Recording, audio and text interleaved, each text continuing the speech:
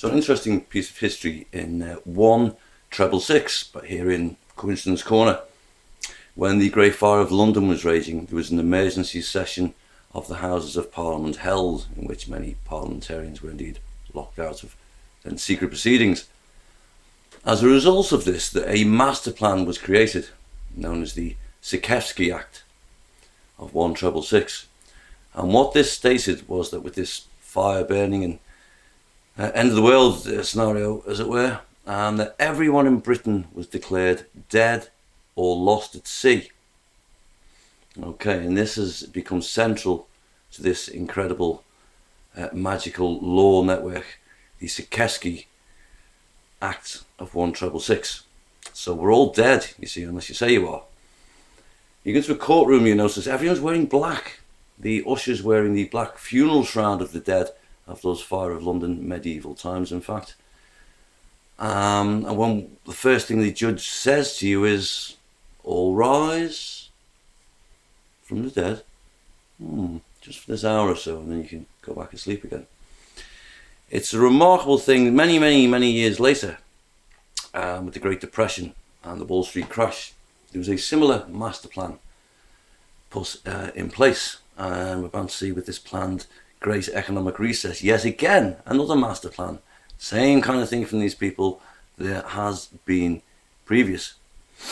So with the Great Depression, 20s and 30s, it was obvious everyone seemed to have no money. The governments themselves were bankrupt, the factories were bankrupt, a bit like now in fact, and they wondered what they could do. And it was pointed out to them by clever people that actually you do have potentially trillions and trillions and trillions of pounds, almost uncountable amounts of wealth in the future from the citizens of your country. Here in Britain, for example, we have 60 million odd people, and everyone in Britain will get money all the time, even if you're on benefits for your entire life. You're going to get between half and 3/4 million.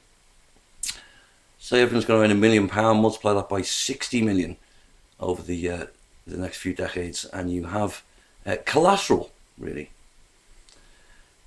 Now, in order to bring this magical plan together, they pointed out that the governments must own, effectively, the people and turn them into corporations, and then they can be bonded, and their future earnings, as we say, £1 million, can be collateralized and basically money invented off the fact that someone will make money in the future. Honestly, this sounds ridiculous, but there's a big part of stocks and shares called the futures market, when people are right now buying and selling the grain harvest in Russia in 3 years' time before it's even been grown. So if they can get away with that kind of behavior, they certainly can collateralize, monetize people. So they did this via the birth certificate. It was about this time when the birth certificate started being enforced, and people basically under duress forced to sign it, this illegal document, on why it's completely illegal, unlawful, and they think bonds you and makes you a slave owned by the state. This is an absolute fact. And I have this from a district court judge about children. Are the children owned by the state, ma'am? As due to the birth certificate, she had nodded, "Yes, Mr. Thomas, that is correct," quote. There's no ifs or buts about this. I'll explain in detail why that's the case and what to do about it next. Thanks for watching.